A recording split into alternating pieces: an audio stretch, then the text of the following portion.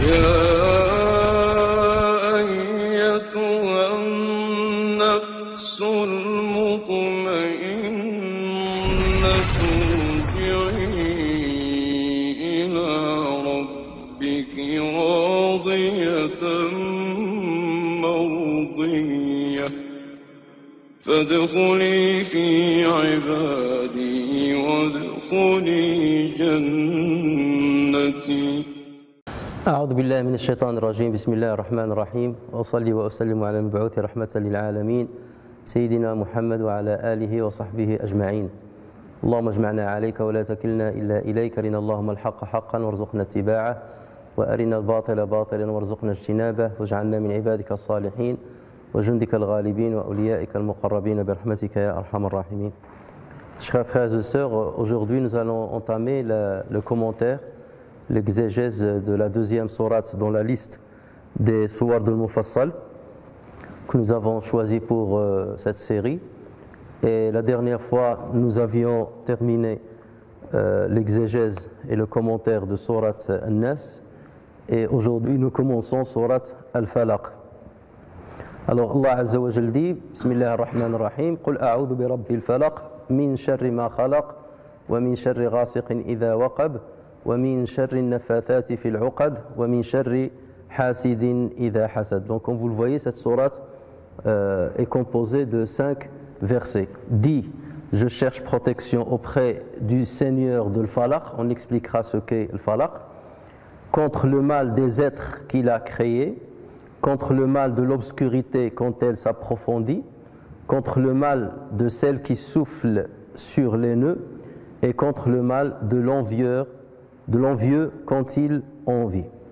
Alors, s'agissant de la révélation de cette sourate, ce qu'on peut dire, c'est exactement ce qu'on a déjà dit avec sourate Nas. Pourquoi? Parce que ces deux sourates ont été révélées en même temps. Et nous avions vu avec sourate Nas que les savants ont divergé quant au lieu et à la cause de la révélation. Pour certains, ces deux sourates ont été révélées à la Mecque.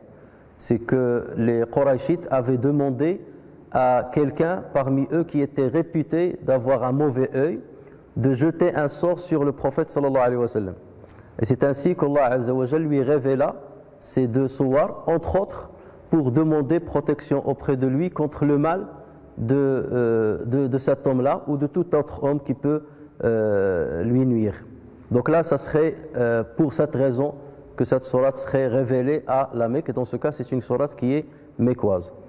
Le deuxième avis, et là aussi on l'a détaillé la dernière fois, enfin pour sourate Nas, cette sourate a été révélée avec sourate Nas à Médine, lorsque le prophète sallallahu alayhi wa sallam a été touché par la sorcellerie de Labid ibn al-A'sam, cet homme-là qui avait profité d'un jeune homme juif qui travaillait chez le prophète sallallahu alayhi wa sallam, d'un valet juif qui travaillait chez le prophète sallallahu alayhi wa sallam. Il lui a demandé de lui donner quelques cheveux du prophète sallallahu alayhi wa sallam, et il a utilisé ces cheveux-là avec un peigne. On a parlé de cela, il a mis des nœuds et il a jeté tout ça dans un puits, et le prophète sallallahu alayhi wa sallam a été touché, elle a été négativement impactée par cette sorcellerie, au point qu'il croyait avoir fait certaines choses, telles qu'avoir eu un rapport avec sa femme, alors qu'il ne l'a pas eu. Et donc c'est suite à cet événement que cette sourate, ainsi que sourate An-Nas, ont été révélées. Mais bien entendu, rien n'empêche de penser que les deux sourates ont été révélées à la Mecque. Et lorsque le prophète sallallahu alayhi wa sallam a été touché par la sorcellerie à Médine, Allah Azza wa Jal lui envoya l'ange Jibril pour lui demander de réciter ces sourates. Autrement dit, de lui dire, voilà, tu as déjà la guérison dans les sourates que je t'ai déjà révélées, relis-les. Donc c'est-à-dire le deuxième avis n'empêche pas le premier, le fait qu'il y ait des hadiths qui témoignent que le prophète sallallahu alayhi wa sallam a été touché par la sorcellerie et que Jibril est venu lui parler de ces sourates-là, n'empêche pas que ce n'est pas une deuxième révélation, mais c'est seulement un rappel de la première révélation de sourate An-Nas. Comme quoi cette sourate peut te servir aussi afin que tu puisses te détacher de l'effet de la sorcellerie. Donc on peut, en regroupant ces deux avis, dire que la sourate a été révélée à la Mecque et que Jibril alayhi salam a expliqué au prophète sallallahu alayhi wa sallam qu'il pouvait aussi l'utiliser pour se protéger contre le mal de la sorcellerie. S'agissant maintenant de l'intitulé de cette sourate, la majorité des savants l'intitulent Suratu al-Falaq, en référence au dernier mot du premier verset. Qul a'udhu bi rabbi al-Falaq. Donc il a été intitulé par ce dernier mot qui, comme on va le voir, a beaucoup de portée. C'est un mot qui est polysémique, qui a plusieurs explications et qui concorde avec l'objet justement de cette sourate. Le deuxième intitulé, c'est Surat Qul a'udhu bi rabbil falaq. Quelque part, tout le premier verset est devenu le titre de cette sourate. Surat Qul a'udhu bi rabbi al-falaq. Pourquoi la surnommer ainsi? C'est parce qu'il y a parmi ceux qui ont adopté ce deuxième avis, il y a quelques savants qu'on va citer tout à l'heure, mais en tout cas, ces savants se réfèrent à un hadith qui a été rapporté par Nasa'i et d'autres comme l'imam Ahmed sur Uqba ibn Amir radiyallahu anhu qui dit: j'ai suivi le prophète un jour j'ai suivi le prophète sallallahu alayhi wa sallam alors qu'il était sur sa monture. J'ai alors posé ma main sur son pied et je lui dis: Ya Rasulallah, aqri'ni surata Hud wa surata Yusuf. Lis-moi surat Hud ainsi que surat Yusuf. Et le prophète sallallahu alayhi wa sallam me répondit: tu ne liras pas plus méritant auprès de Dieu que Qul a'udhu bi rabbi al-falaq. Lan taqra'a shay'an ablagha 'inda Allahi min Qul a'udhu bi rabbi al-falaq. Dans une autre version, il lui a dit: tu n'iras pas plus méritant auprès de Dieu que surat Qul a'udhu bi rabbi al-falaq. Il y a aussi une autre version qui dit: tu ne liras pas plus méritoire auprès de Dieu que surat Qul a'udhu bi rabbi al-falaq et surat Qul a'udhu bi rabbi an-nas. Donc là, c'est comme si le prophète sallallahu alayhi wa sallam a donné comme titre de cette surah Qul a'udhu bi rabbil falaq, alors qu'il pouvait se contenter de dire que surat al-falaq. Et puisqu'il a dit Qul a'udhu bi rabbil falaq, donc ça a été considéré comme un titre officiellement donné par le prophète sallallahu alayhi wa sallam.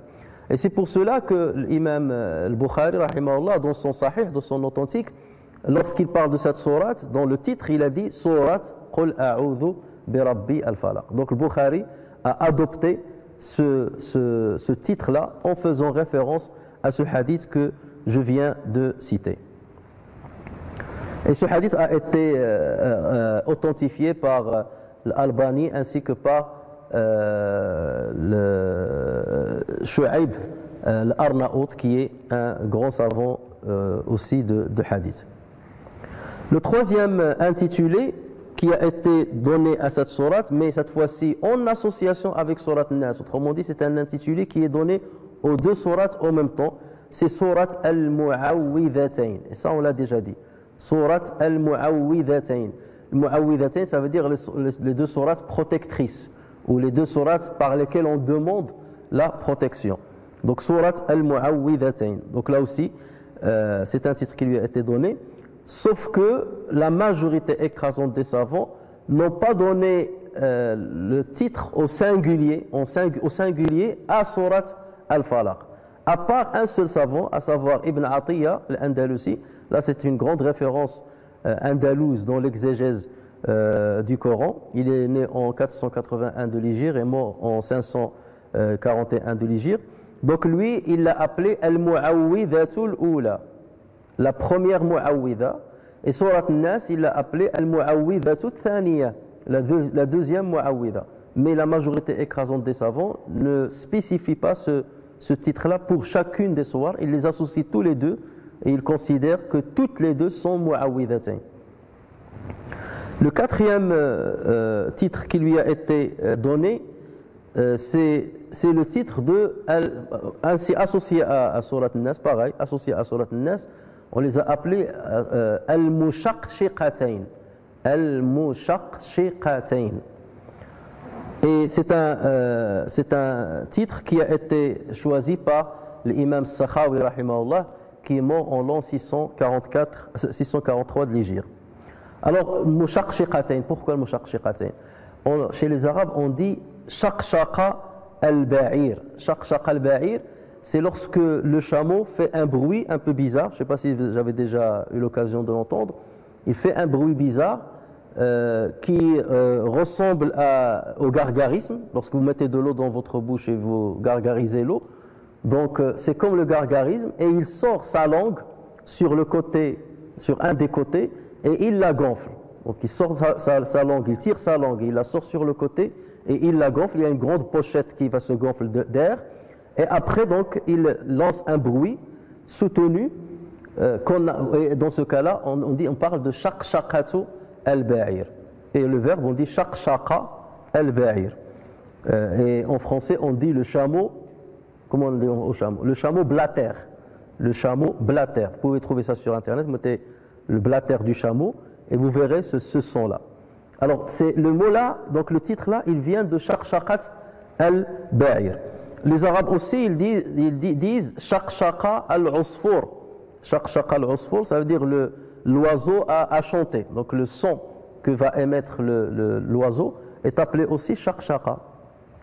Et on parle aussi, lorsqu'on voit un prêcheur, un khatib, qui parle d'une manière continue, sans arrêt. Lorsqu'il parle, il est éloquent, au point qu'il n'observe pas de temps d'arrêt dans les mots. Les mots se suivent et se succèdent l'un derrière l'autre d'une manière soutenue. On dit « Hada khatibun mushaqshiq ». Hada khatibun mushaqshiq. C'est un khatib mushaqshiq. Ça veut dire qu'il ressemble justement au chameau lorsqu'il fait ce bruit soutenu et répétitif qui ne s'arrête pas. C'est un bruit qui est continu. Donc on dit khatibun mushaqshiq. Alors, certains savants comme Tahir ibn Ashur, rahimahullah, c'est parmi les contemporains du XXe siècle qui n'est pas mort il y a longtemps, d'origine tunisienne, lui il dit je n'ai pas trouvé d'explication pour le choix de ce titre-là. Pourquoi on a appelé al-mushaqshiqatayn? Pourquoi on a appelé ces deux sourates al-mushaqshiqatayn?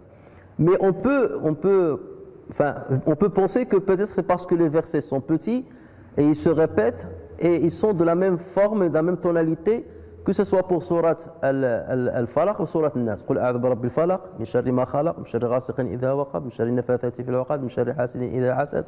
Qul a'udhu bi rabbin nas malikin nas ilahin nas min sharri waswasil khannas alladhi yuwaswisu fi sudurin nas min al-jinnati wan nas. Donc vous voyez que chaque verset se termine à peu près avec la même sonorité. Peut-être, Allahu a'lam, que c'est pour cela qu'on les aurait appelés al-mushaqshiqatayn.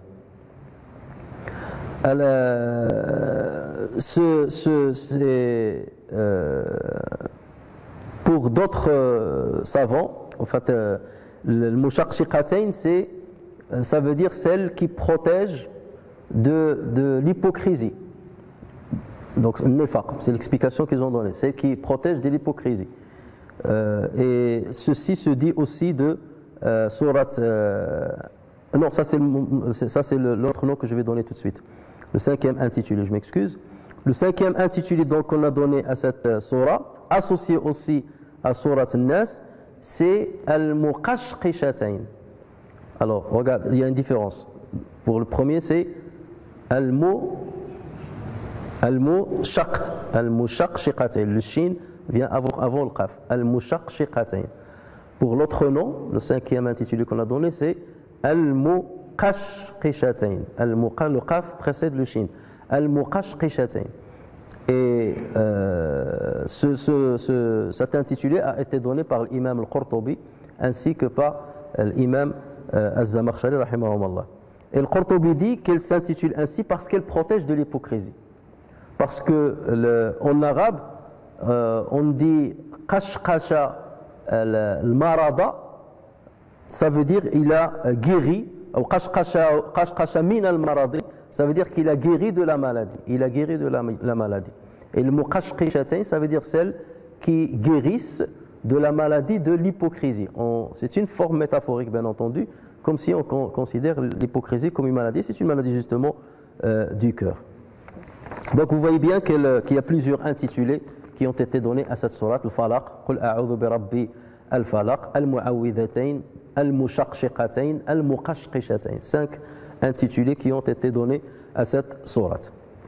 Maintenant, pour les mérites de cette sourate, elle a énormément de mérite et c'est pour cela que le prophète sallallahu alayhi wa sallam a demandé à ce que les musulmans la lisent, ainsi que surat An-Nas. Comme on l'a dit lorsqu'on a expliqué surat An-Nas, on a parlé des mérites de surat An-Nas, c'est pour cela que le prophète sallallahu alayhi wa sallam a demandé à ce qu'on la lise comme ruqya contre la maladie, donc pour guérir la maladie. On l'a fait aussi pour se protéger contre le mal, comme d'ailleurs on va l'expliquer.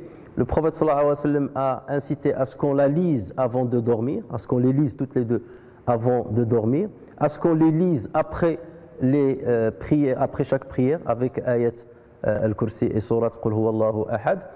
Et on a vu aussi que même pour la prière de l'witr, certains savants, comme les Malikites par exemple, voient que sur les derniers raka'a de al-witr, on lit Qul huwallahu ahad ainsi que Qul a'udhu bi rabbil falaq et Qul a'udhu bi rabbin nas, alors que d'autres écoles considèrent qu'il suffit de lire Qul huwallahu ahad. Donc tout ceci montre le mérite de cette sourate. Et donc pour le connaître encore plus, il faut revenir à ce qu'on a dit sur surat An-Nas. Alors commençons maintenant par le premier verset. Qul a'udhu bi rabbi al-falaq. Donc Qul, Allah Azza wa Jalla, comme on a dit, exactement comme surat An-Nas, il s'adresse au prophète Mohammed sallallahu alayhi wa sallam et il lui montre ce qu'il faut dire, et par son biais, il explique aux musulmans aussi ce qu'il faut dire pour demander protection auprès de lui contre les mots que nous allons citer ou qui ont été cités dans cette sourate. Qul a'udhu, a'udhu, ça veut dire je demande refuge, je demande protection, je demande le voisinage auprès d'Allah Azza wa Jal contre un mal. Et d'ailleurs, c'est pour ça qu'on les appelle d'ailleurs al-mu'awwidhatayn. Maintenant, le terme al-falaq. Qul a'udhu bi rabbi al-falaq, et par lequel elle a été d'ailleurs intitulée. C'est un vocable qui est général, qui a un sens très général. Et après, selon les utilisations que lui donnaient les Arabes, il pouvait avoir un sens beaucoup plus particulier. Lorsqu'on dit falaqa, le verbe falaqa signifie fondre et fissurer ou ouvrir quelque chose. Lorsque tu ouvres quelque chose, tu la fonds, et ou bien que tu la fissures, on dit falaqa. Lorsque tu dis par exemple falaqa ra'sahu, ça veut dire il a blessé sa tête, il a mis une fente, une blessure au niveau de sa tête. Falaqa ra'sahu. Donc là c'est la signification du verbe. Donc le falaq se dit de toute chose qui émerge ou qui coule ou qui sort à partir d'une matrice. Donc vous avez une matrice et cette matrice va s'ouvrir ou se fondre ou se fissurer, et d'elle va émerger une chose. Cette chose, cette dernière, on l'appelle al-falaq. On peut prendre énormément d'exemples. Par exemple, l'eau qui va sortir de la fissure d'un rocher, donc on l'appelle falaq parce que cette eau-là est sortie d'une matrice. Un enfant qui va naître de l'utérus d'une maman, donc la matrice c'est l'utérus, l'enfant on l'appelle falaq parce qu'il est sorti de la matrice. Un arbre qui va sortir de la terre, donc la terre va fissurer, va s'ouvrir, il va laisser pousser donc l'arbre, donc l'arbre est appelé el falaq dans ce cas-là. Lorsque l'arbre aussi fait sortir des bourgeons, le bourgeon s'appelle falaq parce qu'il sort de l'arbre. Lorsque la fleur sort du bourgeon, la fleur elle-même devient falaq parce qu'il est sorti du bourgeon. Lorsque le fruit sort de la fleur qui a été fécondée, donc le fruit aussi il s'appelle al-falaq. Lorsque le noyau, on le fait sortir du fruit, le noyau lui-même on l'appelle falaq. Donc vous voyez que toute chose quelque part peut être en même temps matrice et être falaq, considérée comme falaq. Matrice qui laisse sortir quelque chose et elle-même donc est considérée comme falaq. D'une manière générale aussi, on peut considérer que l'existence elle-même est un falaq. Pourquoi? Parce qu'il est sorti du néant. Il n'y avait que Dieu, et le néant avec. C'est-à-dire qu'il n'y avait rien à part Dieu. Et Allah Azza wa Jalla a fait sortir du néant, le falaq, ça veut dire toute l'existence. Donc l'existence toute entière peut être considérée comme le falaq. Donc là c'est un sens général et on peut le restreindre à un sens beaucoup plus particulier. Donc vous voyez que c'est un mot qui est bien polysémique. Les Arabes aussi considèrent que l'aube est un falaq. Pourquoi? Parce que l'aube va sortir de la nuit. Et c'est pour cela d'ailleurs que dans les traductions que vous allez trouver, Qul a'udhu bi rabbil falaq, dit je demande protection auprès du Seigneur de l'aube naissante. De l'aube naissante. C'est une des explications qu'on a données à Al-Falaq. Pourquoi? Parce que les Arabes utilisaient énormément ce terme-là pour signifier l'aube. On dit هذا الأمر بين أو واضح كوضوح الفلق أو وضوح الفرق الفلق ou le faraq. Cette chose est très claire et aussi claire que la clarté de l'aube. Cette chose est aussi claire, aussi nette que la clarté de l'aube. Donc c'est pour cela que, comme on va voir, certains ont dit que le falaq fait référence à l'aube naissante et on verra pourquoi ils ont choisi ce terme-là. Et d'ailleurs, Allah Azza wa Jalla, lorsqu'il parle de cette opération qui est celle de la sortie de l'aube, du jour, la sortie du jour, ou la disparition du jour, il utilise plusieurs métaphores dans le Coran. Parmi lesquelles, Allah Azza wa Jalla, par exemple, en parlant du ciel, Allah Azza wa Jalla dit Antum ashaddu khalqan am as-sama, êtes-vous plus fort dans votre création ou le ciel?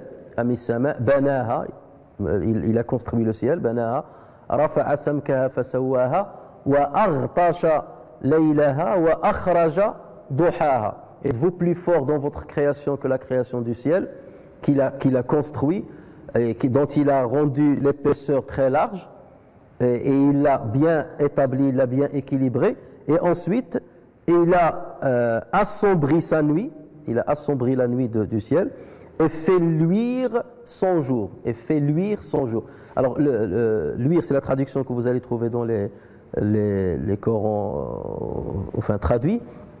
Et luire se dit en français de tout ce qui fait réfléchir la lumière. On dit un crâne qui luit. C'est un crâne, la traduction c'est un crâne qui luit. Ou ça se dit aussi du nez, un nez qui luit, ou des dents qui luisent. Ça veut dire qu'ils sont très brillants, qui réfléchissent de la lumière. Donc Allah Azza wa Jalla, en parlant de la sortie de l'aube, du jour, donc il utilise aussi ce terme, akhraja. Dans ce cas-là, il dit akhraja. En parlant de l'inverse, la disparition du jour et la sortie de la nuit, Allah Azza wa Jalla dit wa ayatul lahumul laylu naslakhu minhu an-nahara fa idha hum mudlimun. Et un signe ou bien une preuve pour eux, la nuit, nous en écorchons le jour et ils sont alors dans les ténèbres. Si on veut vraiment la traduction, naslakhu, salakha, ça veut dire dépecer. D'accord? Lorsqu'on dépece un animal de sa peau, on dépece un animal, ça veut dire on lui enlève sa peau. Donc là, c'est comme si on enlève le jour, c'est comme si le jour est une peau et la nuit c'est le corps, parce que c'est elle d'ailleurs c'est elle qui est plus, c'est elle la base quelque part dans le cosmos, c'est la nuit qui est la base. La lumière n'est qu'une exception. Ici, lorsqu'on a la lumière, c'est une exception. Vous quittez la planète Terre, vous montez dans le ciel, vous allez trouver que les ténèbres, que l'obscurité. D'accord? Donc c'est elle la base, et donc c'est comme si Allah Azza wa Jalla l'habille avec le jour, et ensuite ce jour-là, qui est comme un habit, il l'enlève, il dépece la nuit, et la nuit revient à ses ténèbres, à son obscurité. Donc vous voyez que ce sont différents types de métaphores qu'Allah Azza wa Jalla utilise lorsqu'il parle de l'opération d'apparition ou de disparition de la journée. Et donc c'est pour cette raison que plusieurs exégètes, la majorité des exégètes, disent que le falaq dans ce verset c'est l'aube naissant, c'est l'aube, c'est le jour naissant ou l'aube. En effet, pourquoi ils disent-ils? On peut croire que c'est plutôt cela. C'est parce que c'est dans la nuit que la majorité des problèmes arrivent, les grands maux arrivent pendant la nuit. C'est dans la nuit qu'il y a le vol, c'est dans la nuit qu'il y a les meurtres en général, c'est dans la nuit qu'on a peur de voyager ou de se déplacer. Personne n'ose se déplacer dans la nuit, donc maintenant on le fait avec les moyens artificiels, mais malgré cela, il y a toujours une peur et une crainte qui réside dans le cœur. Même lorsque vous prenez votre voiture la nuit, vous n'êtes pas aussi rassuré que lorsque vous la conduisez le jour. C'est dans la nuit qu'il y a ce qu'on met le plus l'adultère, c'est dans la nuit que les pervers et ainsi de suite sortent à l'extérieur pour faire ce qu'il ne faut pas faire. C'est dans la nuit où on ne peut pas secourir les gens. Si vous avez des gens qui ont coulé dans la mer ou des gens qui ont été perdus dans les montagnes, dans la nuit, on arrête les opérations de secours. Donc, il y a beaucoup plus de difficultés à secourir les gens dans la nuit que dans le jour. Donc, c'est pour cela que la nuit a toujours eu dans l'esprit des êtres humains une connotation négative. C'est le côté sombre, c'est le côté où il n'y a pas de clarté, où on ne voit pas beaucoup, donc où les animaux féroces sortent, les animaux venimeux, les animaux vénéneux. Donc c'est là où, justement, enfin, ça se dit des plantes vénéneuses, c'est là où justement qu'on a le plus de mal. Et donc c'est lorsque le jour sort, lorsque le jour apparaît, c'est quelque part une sécurité qui revient aux êtres humains. Et vous le remarquez, vous êtes en voyage pendant la nuit, vous êtes dans la difficulté et tout, dès que le soleil se lève, là, vous ressentez une certaine sécurité. C'est là où, par exemple, les opérations de sauvegarde commencent, c'est là où même les malades, c'est pendant la nuit qu'ils souffrent le plus, soit parce qu'ils ne trouvent pas le médecin, soit parce qu'ils ne peuvent pas bouger, soit parce qu'il y a trop de calme, et dans ce cas, ils entendent beaucoup plus leur souffrance. Et le jour, donc, ils ont plus d'accès aux moyens médicamenteux, par exemple, pour alléger un petit peu leur souffrance. Donc, toujours, la sortie du jour a une connotation positive. C'est là où on va travailler, c'est là où on va gagner de l'argent, c'est là où... Donc, elle a toujours une connotation positive, et la nuit, elle a toujours une connotation négative. Au point que dans certains peuples qui étaient polythéistes, ils considéraient la nuit comme le dieu du mal. Considéraient la nuit comme le dieu du mal. Et donc, c'est pour cela que ces savants-là, la majorité disent que le falaq, c'est as-subh, c'est l'aube. Pourquoi? Parce qu'on demande à Allah Azza wa Jal, qui a facilité les moyens de faire sortir l'aube après la nuit, cette nuit qui est mauvaise, il a fait sortir, il a eu les moyens de faire sortir l'aube de la nuit, il a les mêmes moyens pour faire sortir les gens de tous les problèmes dans lesquels ils vivent et d'enlever et d'estomper tous les maux qui peuvent les toucher. Donc vous voyez la concordance entre pourquoi on s'adresse à celui, au Seigneur de l'Falaq. D'accord? Pourquoi on s'adresse au Seigneur de l'Falaq? Parce que autant par le Falaq, il a fait revenir la sécurité, il a permis aux gens de se soigner, il a permis aux gens de retrouver la sécurité, autant il est capable d'enlever les maux à toute personne qui a été touchée et qui s'adresse à Allah Azza wa Jal afin de la protéger. Donc voilà la première explication de Al-Falaq, c'est l'aube. Deuxième explication qui a été donnée par certains exégètes, comme l'imam Dahhak, lui aussi c'est une référence au niveau de l'exégèse du Coran. Donc lui il dit Al-Falaq fait référence à toute l'existence, comme j'ai dit tout à l'heure. Pas uniquement que l'aube, mais toute l'existence est considérée comme Al-Falaq parce qu'elle sort du néant. Et dans ce cas, ça concorde, puisqu'on s'adresse au Seigneur de l'Falaq, ça veut dire au Seigneur de toute l'existence. C'est lui qui a créé toutes les créatures, aussi bien les bonnes que celles qui peuvent nuire, aussi bien qui peuvent nous faire du bien, que celles qui peuvent nous faire du mal. Et donc, puisque c'est lui qui les a créées, donc il est plus à même de contrôler ces créatures qui nous font du mal et de stopper leur mal pour qu'ils ne nous touchent pas. Donc là aussi, selon cette explication-là, ça concorde. Je m'adresse au Créateur de tous ceux qui nous entourent pour me protéger du mal de certaines de ces créatures qu'il a créées. Donc cette explication aussi se vaut par rapport à la première qui a été donnée par la majorité des savants. Il existe aussi une troisième explication qui a été donnée par quelques savants qui disent que le falaq fait référence uniquement aux graines et au noyau des fruits. Le noyau qu'on sort des graines des fruits. Aux graines et au noyau des fruits. Et eux, ils disent, c'est-à-dire la preuve, c'est qu'Allah Azza wa Jal fait référence à cela dans un verset, le verset 95 de Surat Al-An'am.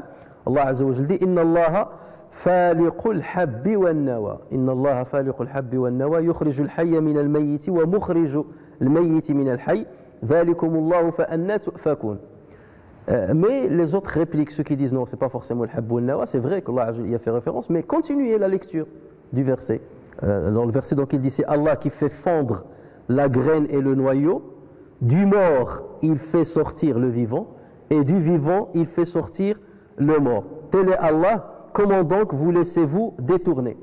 Alors les autres ils leur disent, mais continuez le verset, le deuxième verset qui vient après, le verset 96. Allah Azza wa Jal dit, Faliqul isbah.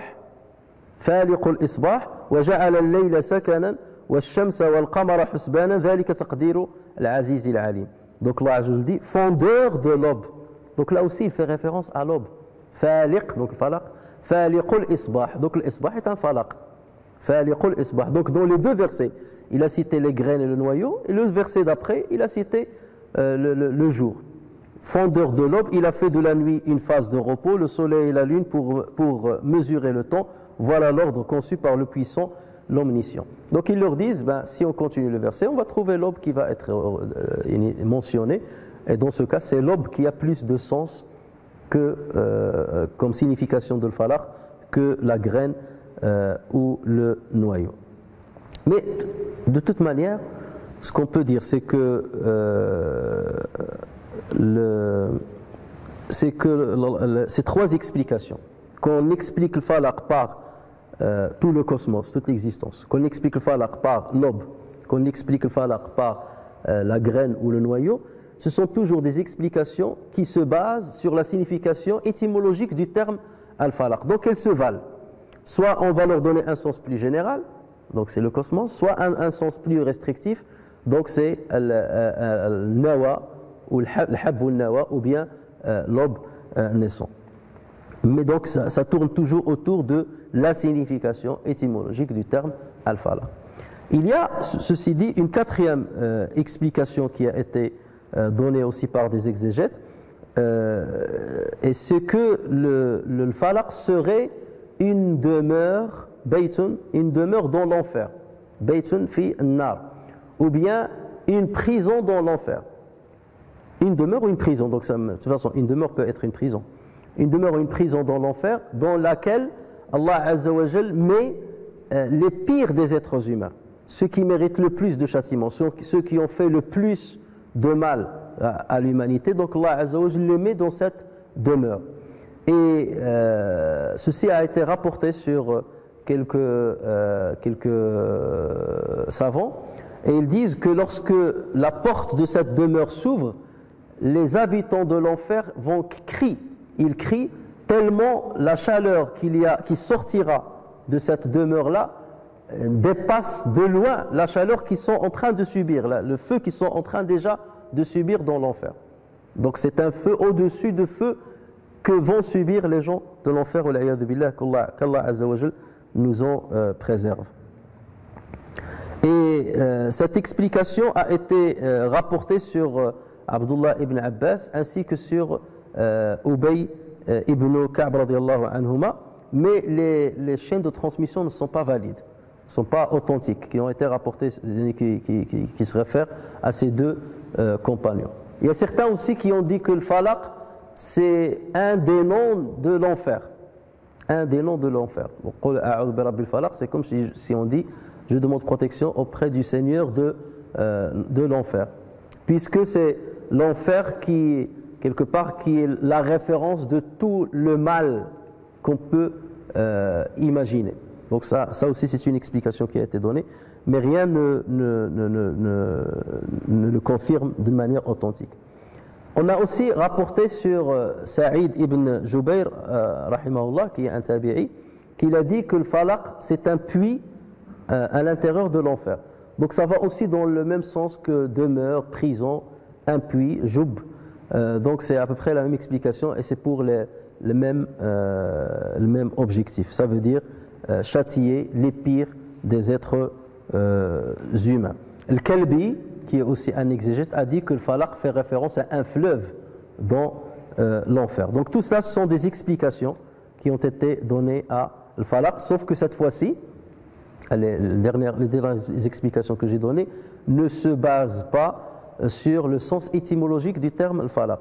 Donc il dit c'est le nom d'une demeure, c'est le nom d'un fleuve, c'est le nom d'un puits, c'est le nom d'une prison dans l'enfer. Donc là, il n'y a aucun lien avec la signification étymologique du terme. Alors maintenant, passons maintenant au deuxième verset. Min sharri ma khalaq. Min sharri ma khalaq. Contre le mal des êtres qu'il a créés. Contre le mal des êtres qu'il a créés. Alors là, il faut faire très attention. Min sharri ma khalaq. Allah n'a pas dit min ash-sharri alladhi khalaq. Il n'a pas dit je demande protection contre le mal que Dieu a créé. Il ne faut pas le comprendre min sharri ma khalaq. C'est pas du mal qu'il a créé, non. Du mal des êtres qu'il a créé. Min sharri ma hadi est une référence à ce que Dieu a créé. Et donc là, il faut faire très attention. Pourquoi? Parce qu'on n'attribue jamais le mal à Allah Azza wa Jal. On n'attribue jamais la création du mal ou l'instauration du mal à Allah Azza wa Jal. Donc c'est pas min sharri alladhi khalaq, non, min sharri ma khalaq, du mal des êtres qu'il a créés. Donc ma fait référence aux êtres qu'il a créés et non pas à ce que lui a créé directement. D'accord? Il faut faire la nuance. En tant que musulmans, al-Sunnah al-Jama'a, nous croyons qu'il ne faut jamais attribuer le mal à Dieu. On ne lui attribue que le bien. Et regardez, lorsqu'Ibrahim, on a quelques exemples, lorsqu'Ibrahim alayhi salam parlait de Allah Azza wa Jalla, il a dit Alladhi khalaqani fahuwa yahdin, celui qui m'a créé et c'est lui qui me guide. Walladhi huwa yut'imuni wa yasqin, et c'est lui qui me nourrit et m'abreuve. Wa idha maridtu fahuwa yashfin, lorsque je tombe malade, c'est lui qui me guérit. Il n'a pas dit lorsqu'il me rend malade, il me guérit. Donc on n'attribue jamais le mal à Dieu. Donc lorsqu'il dit, il a dit wa idha maridtu, donc il a attribué la maladie à lui. C'est comme s'il est lui-même responsable de sa maladie et non pas Allah Azza wa Jal. Donc on s'attribue toujours le mal, mais ou bien à quelqu'un d'autre, mais pas à Allah Azza wa Jal. Et ça, c'est comme ça qu'il faut, c'est ce qu'il faut croire et c'est comme ça qu'il faut, lorsqu'on parle, il faut faire très attention à ce qu'on dit. Donc on n'attribue pas le mal à Allah Azza wa Jal. C'est l'exemple des djinns dont Allah Azza wa Jal a parlé dans Surat Jinn, qui ont entendu le Coran. Qu'est-ce qu'ils ont dit? Allah nous a fait part de ce qu'ils ont dit. Ils ont dit وَأَنَّا لَا نَدْرِي أَشَرٌّ أُرِيدَ بِمَنْ فِي الْأَرْضِ أَمْ أَرَادَ بِهِمْ رَبُّهُمْ رَشَدًا. Nous ne savons pas si une nuisance ou un mal est voulu pour les habitants de la terre. Et là, le sujet, ils ne l'ont pas dit. Adam bni al-majhoul. Le sujet, ils n'ont pas dit où leur Seigneur leur veut une guidance. Nous ne savons pas si un mal a été voulu pour les habitants de la terre ou leur Seigneur leur veut une guidance. Il aurait pu dire, nous ne savons pas si Allah veut, c'est-à-dire veut du mal aux habitants de la terre ou du bien. Non, lorsqu'il s'agissait du mal, on a occulté le verbe, le sujet. On a cité que le verbe et le sujet, il est inconnu, comme bni li majhul. Mais lorsqu'il s'agissait du bien, on a cité le sujet qui est Allah Azza wa Jalla. C'est pareil lorsque le Khadr alayhi salam, lorsqu'il était en compagnie de Moussa alayhi salam, il a, comme vous le savez, il a ébréché le bateau, il a tué l'enfant, il a redressé le mur. Et lorsqu'il voulait expliquer à Moussa alayhi salam ce qui est arrivé, il était précis dans ses paroles. Il a dit amma as-safinatu, s'agissant du bateau, amma as-safinatu fakanat limasakina ya'maluna fil bahr. Il appartenait à des pauvres qui travaillaient dans la mer. Wa kana wara'ahum malikun ya'khudhu kulla safinatin ghasba. Et il y avait derrière eux un roi qui confisquait tous les bateaux. Donc qu'est-ce qu'il a dit? فأردت أن أعيبها. Donc j'ai أما السفينة فكانت مساكين يعملون في البحر كان وراءهم ملك يأخذ كل سفينة غصبا. J'ai voulu l'ébrécher, Donc voilà pourquoi. C'est pour que le roi là ne confisque pas leur bateau. Donc là, lorsqu'il a dit ébrécher, il n'a pas dit Dieu a voulu l'ébrécher. Il a dit j'ai voulu l'ébrécher. Donc il a attribué le mal parce que ébrécher un bateau, c'est une opération de mal. Même si la conséquence est bien, malgré cela, il n'a pas voulu l'attribuer à Dieu. Bien que c'est Dieu qui lui a demandé de l'ébrécher. Et lorsqu'il a parlé du mur qu'il a redressé, là c'est un bon acte. Là il a dit وَأَمَّا الْجِدَارُ فَكَانَ لِغُلَامَيْنِ يَتِيمَيْنِ فِي الْمَدِينَةِ وَكَانَ تَحْتَهُ كَنْزٌ لَهُمَا فَأَرَادَ رَبُّكَ أَنْ يَبْلُغَا أَشُدَّهُمَا. Donc quant au mur, il appartenait à deux orphelins qui habitaient dans la ville, et en dessous de lui il y avait un trésor. Et ton Seigneur a voulu qu'ils arrivent à maturité afin d'extraire leur trésor. Puisque là, dans cette opération-là, il n'y a aucun mal, il a attribué le bien à Allah Azza wa Jalla. Arada rabbuka, ton Seigneur a voulu qu'ils arrivent à maturité afin de sortir le trésor. Donc vous voyez, toujours le bien, on l'attribue à Dieu, mais dès qu'il s'agit d'un mal, on ne l'attribue pas à Allah Azza wa Jalla.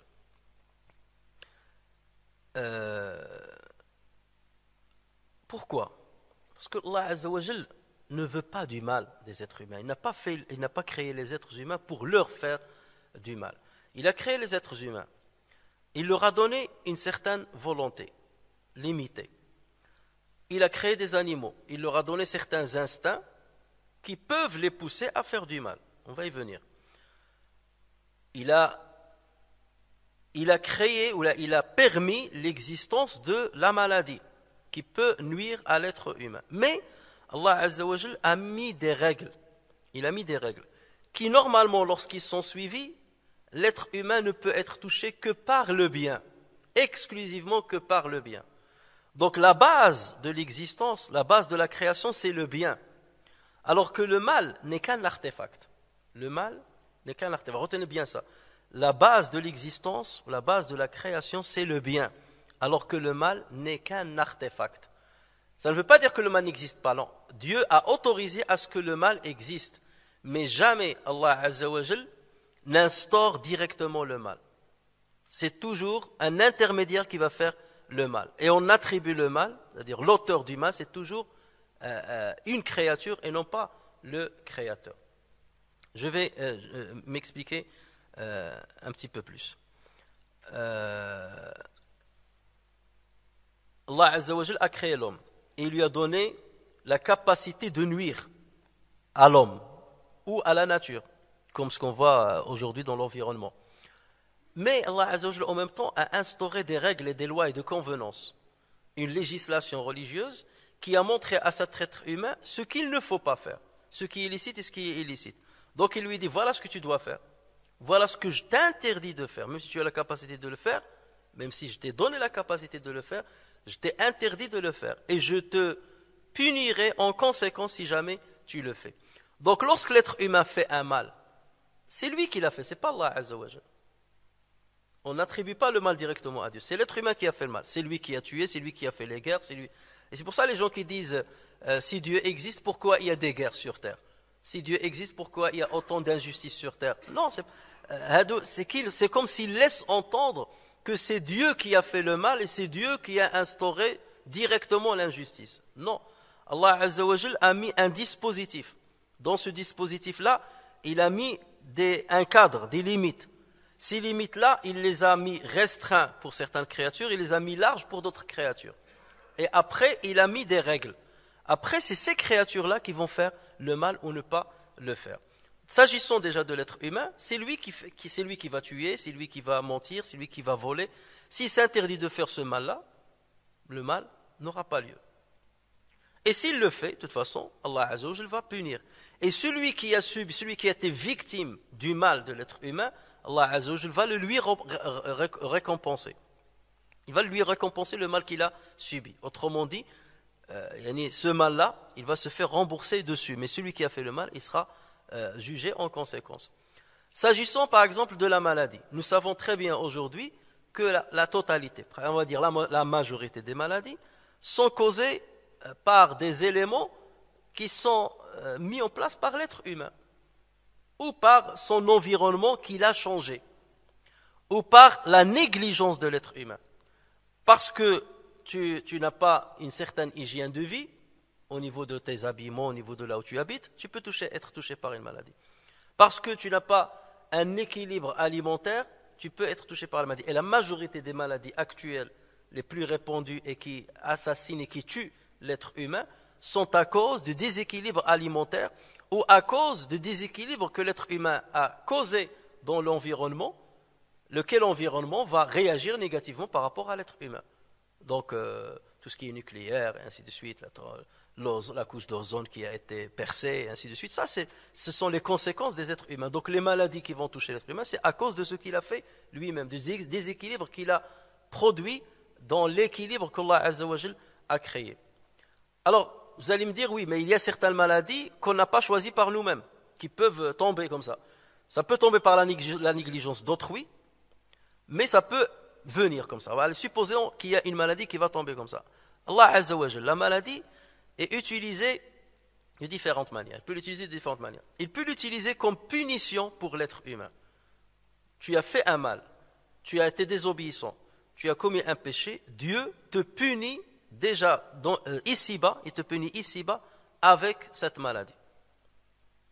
Donc la maladie ici, c'est un mal, c'est une punition d'un mal que tu as commis. Donc le responsable du mal, c'est toi. C'est le mal que tu as fait qui t'a fait mériter la maladie. Voilà. Donc ce mal-là est une conséquence d'un mal qui vient de toi. Donc le responsable direct de ta maladie, c'est toi. Allah Azza wa Jal peut te toucher par une maladie dont tu n'as pas été l'auteur ou l'initiateur, parce que Allah Azza wa Jal veut élever ton degré. C'est que, d'abord, il veut t'éprouver. Il veut t'éprouver. Alors, tu prétends que tu es croyant, Allah Azza wa Jal te dit, ben voilà, je vais tester ta foi. Est-ce que tu vas manifester de la patience devant une maladie par laquelle je te touche? Donc là, c'est un test de la force de ta foi. Ce n'est pas un mal en lui-même. Ce n'est qu'une épreuve pour démontrer le bien fondé de ta foi ou la fragilité de ta foi. Si tu patientes, bien entendu, Allah Azza wa Jal te récompense. Et donc ce mal, ce qui était mal dans son apparence, cette maladie qui était considérée comme un mal dans son apparence, est in fine un bien pour toi, puisque tu vas récupérer des bénéfices dessus, dans ici-bas et dans l'au-delà. Troisième manière, c'est que Allah Azza wa Jal peut te toucher par une maladie pour faire émerger de toi et faire manifester de toi le comportement et la vertu de la patience et de l'endurance. Et nous savons que ces deux vertus-là sont excellentes, c'est parmi les meilleures vertus. Et qui parle d'endurance et de patience, parle d'épreuve. On ne peut pas patienter si on n'est pas devant l'épreuve. Il y a la patience devant, parce que toute épreuve, l'épreuve donc implique patience, théoriquement, si on est bon. Donc dans ce cas-là, c'est pour émerger un bien en toi. Donc la maladie n'est pas un mal lui-même, parce qu'il a fait émerger de toi un bien sur lequel de toute manière tu vas être récompensé. Et après tout, la souffrance de la maladie, quoi qu'elle soit longue, et là c'est de la philosophie, mais c'est la réalité en fait, elle reste éphémère par rapport à la longue vie de l'être humain. On se rappelle de quelqu'un qui était notre proche par exemple, qui avait une grande maladie, une maladie grave, il souffrait. On souffre avec lui, lorsqu'on le voit souffrir, on souffre. Et tu dis ça a duré longtemps, 1 an, 2 ans qu'il souffre, 3 ans qu'il souffre. Mais dès qu'il meurt, qu'est-ce que tu dis? Tu es apaisé et tu oublies cette souffrance. Toi tu l'oublies parce que tu n'y penses plus, tu dis alhamdoulilah, il est mort, il s'est reposé, il est mort. Après, il s'est reposé du mal d'ici-bas, alors on ne sait pas après ce qui va lui arriver. Mais déjà toi-même, tu oublies tout. Ça veut dire que même la souffrance qui t'accompagnait pendant l'accompagnement de sa souffrance a disparu. Et sa souffrance aussi, elle a disparu. Lorsque tu compares cette souffrance au niveau temporel par rapport au temps, à l'échelle temps qu'Allah Azza wa Jalla a accordé à cet être humain, tu vois que c'est rien. Ça tombe vers 0 par rapport à l'infini. C'est 0 par rapport à l'infini. Pour ceux qui ont l'habitude de faire l'équation, limite, la fonction limite de fx lorsque x tombe vers l'infini, donc est égal à 0. Epsilon donc est égal à 0. Donc ça aussi, il faut le voir d'une manière un peu philosophique. Mais en tout état de cause, il y a toujours une sagesse derrière l'instauration d'un mal qui passe par un intermédiaire. Mais jamais on attribue le mal à Allah Azza wa Jal d'une manière directe. Donc là, c'est par rapport aux maladies. S'agissant par exemple du mal que peut provoquer un animal féroce, un animal venimeux. Allah Azza wa Jal, chaque animal qu'il a créé, il l'a créé pour une mission bien donnée. C'est pour maintenir l'équilibre de la vie. Chaque animal a un rôle. Le sanglier, il a un rôle. Le serpent, ils ont un rôle. C'est pas pour rien qu'Allah les a créés. Et il a créé en eux cette capacité de nuisance parce que cette nuisance, elle est positive. Elle sert à quelque chose. Le caractère venimeux le serpent, il lui est nécessaire pour maintenir l'équilibre. C'est comme ça qu'il va attraper certains rats, certains animaux qui peuvent être nuisibles pour l'être humain ou lorsqu'ils se multiplient pour l'équilibre de la nature d'une manière générale. Donc ce mal-là, on le voit en tant que mal lorsqu'il nous touche, mais lorsqu'il ne nous touche pas, c'est un bien pour l'équilibre. Après, lorsque toi, tu es franchi la frontière entre toi et l'animal, et tu rentres dans son territoire, et là, il te nuit, là, c'est toi la cause du mal. C'est pas Dieu. Parce que c'est toi qui es venu dans son territoire. Je vais chez le lion, je vais chez un tel, c'est toi qui l'as cherché. En revanche, lorsque c'est l'animal qui franchit la frontière qu'il a entre lui et toi, et il vient vers toi, là déjà, Allah Azza wa Jal nous autorise, en tant que musulmans, de tuer cet animal. Regardez l'exemple des serpents, l'exemple des scorpions et l'exemple des rats. Ce que le prophète sallallahu alayhi wa sallam appelle le fawaysiqat, les petites perverses, les animaux, les petits pervers, les animaux pervers. L'islam nous autorise à les tuer lorsqu'ils rentrent dans notre territoire. Tu es chez toi, tu trouves un serpent, tu es à la mosquée, tu trouves un serpent, tu as le droit d'aller le tuer.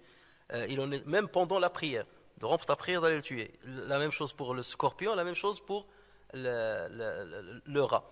Pourquoi? Parce qu'ils ont franchi leur territoire, donc tu peux le tuer. Si jamais tu ne le tues pas et qu'il te nuit, dans ce cas, ça reste un artefact. Mais ce n'est pas la base. Ce mal-là est un artefact. Ce n'est pas la base de l'existence. Voilà pourquoi la phrase que je dis tout à l'heure, la base de l'existence, c'est le bien. Et le mal n'est qu'un artefact. D'accord? Il n'est qu'un artefact. Et jamais on l'attribue à Allah Azza wa Jal. Regardez donc Allah Azza wa Jal ce qu'il dit.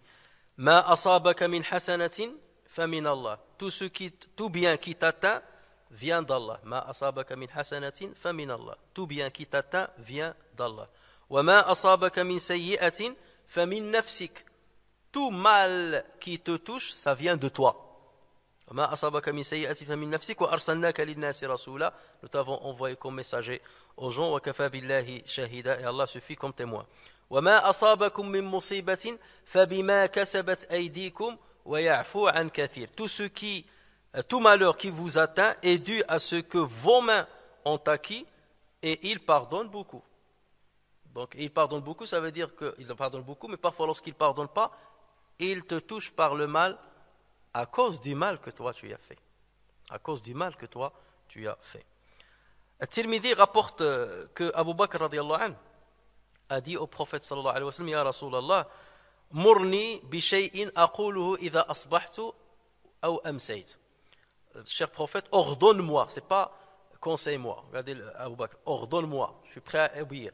Ordonne-moi quelques paroles que je dois dire le matin, alors je me réveille, et le soir.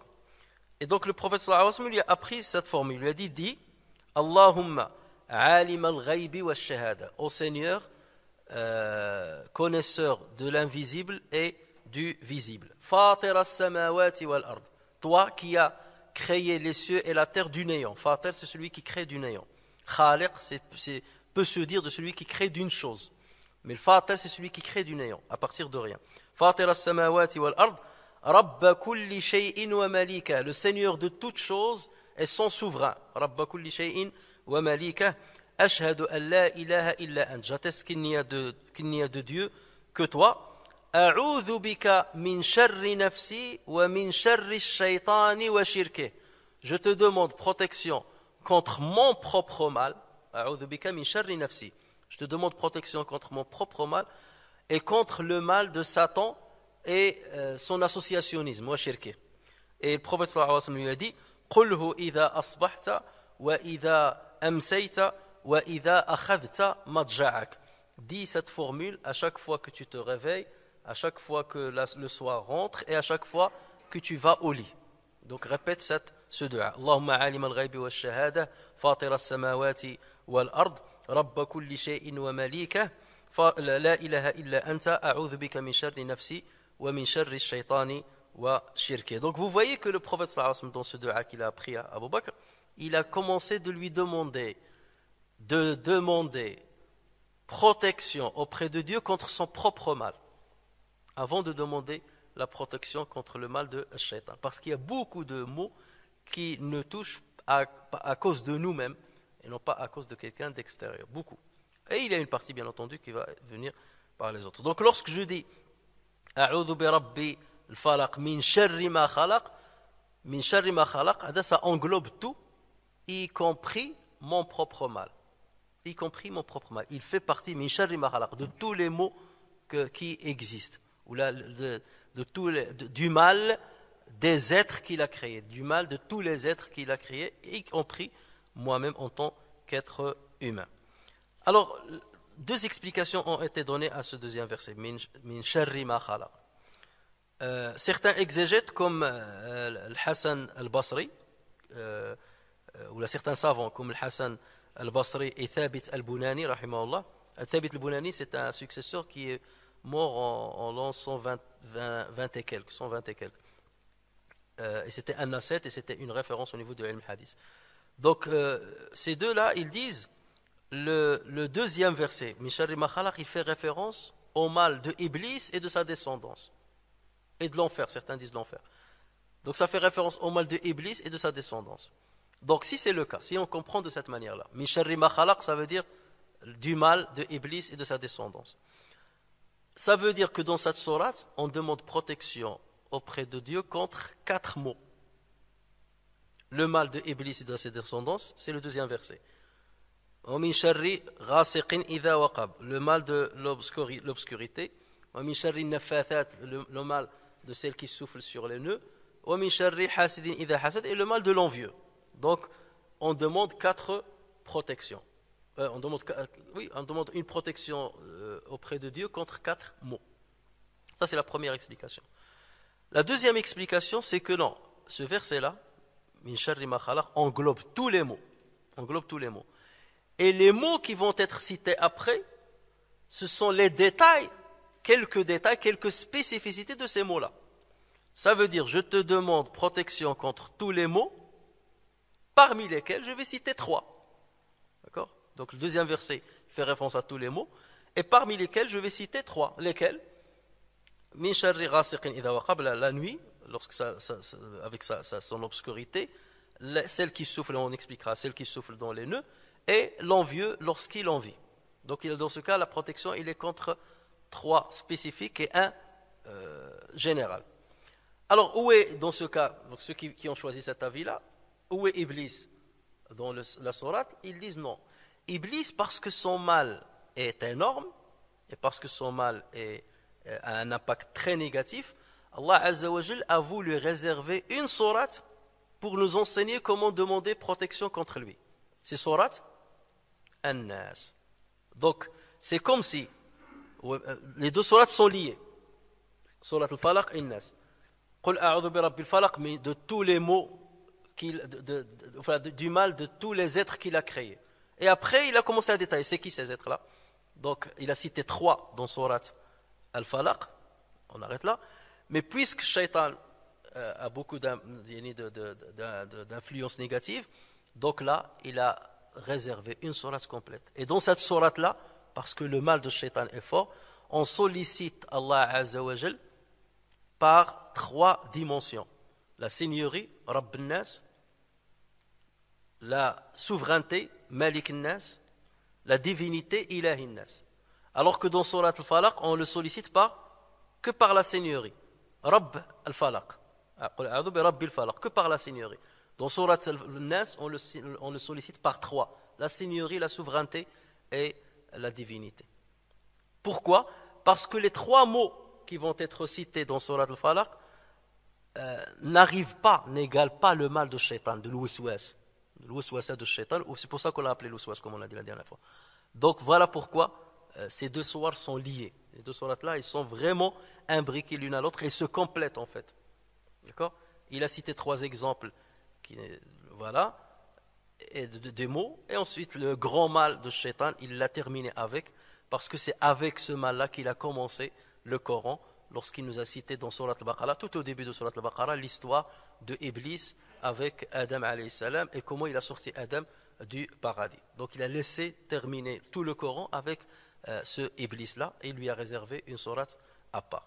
Donc vous voyez qu'il y a une certaine harmonie, une certaine logique dans le suivi de ces sourates-là et dans même la manière de demander la protection. Ici c'est seulement Rabb al-Falaq, alors que dans Surat An-Nas, on le sollicite par Rabb al-Nas, Malik al-Nas, Ilahi al-Nas. Donc on s'arrête à ce niveau-là, Inch'Allah, pour aujourd'hui et on continuera le reste, Inch'Allah, pour la semaine prochaine. اللهم صل وسلم وبارك على سيدنا محمد وعلى آله وصحبه وسلم تسليما عدد خلقك ورضا نفسك وزينة عرشك ومداد كلماتك اللهم علمنا ما ينفعنا وانفعنا بما علمتنا وزدنا علما يا أرحم الراحمين اللهم اجعل القرآن ربيع قلوبنا وجلاء همنا وذهاب أحزاننا اللهم ذكرنا منه ما نسينا وعلمنا منه ما جهلنا وارزقنا تلاوته آناء الليل وأطراف النهار وصل اللهم وسلم وبارك على محمد وعلى آله وصحبه أجمعين وآخر دعوانا أن الحمد لله رب العالمين.